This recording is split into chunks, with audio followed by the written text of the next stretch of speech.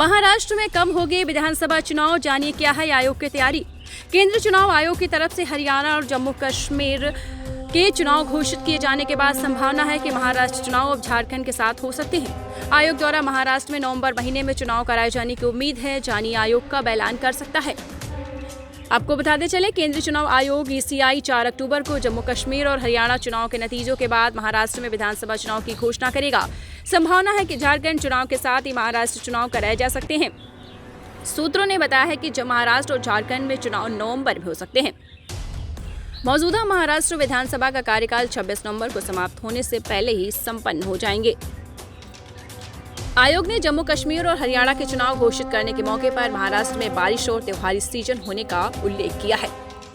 आपको बताते चले, मुख्य चुनाव आयुक्त राजीव कुमार ने जम्मू कश्मीर और हरियाणा के लिए चुनाव आयोग कार्यक्रम की घोषणा करते हुए कहा कि महाराष्ट्र और हरियाणा में पिछले कुछ चक्रों में एक साथ चुनाव हुए हैं। इस बार मौजूदा हरियाणा विधानसभा का कार्यकाल काफी पहले 3 नवंबर 2024 को समाप्त हो रहा था, इसलिए चुनाव आयोग के पास या हरियाणा के चुनाव को जम्मू कश्मीर के साथ सिंक करने या हरियाणा में चुनाव की घोषणा करने के लिए जम्मू कश्मीर चुनाव के समापन तक इंतजार करने के विकल्प थे।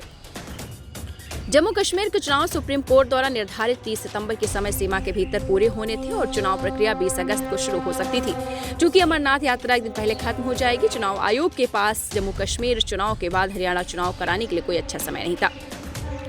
आपको बताते चलें, लगातार एक चुनाव अधिकारी ने कहा है कि 2019 में महाराष्ट्र विधानसभा का कार्यकाल केवल 9 नवंबर तक था। अभी यह 26 नवंबर है। हरियाणा विधानसभा का कार्यकाल 2 नवंबर 2019 के काफी करीब है। ये वजह है कि दोनों राज्यों में एक साथ चुनाव हो जाएंगे।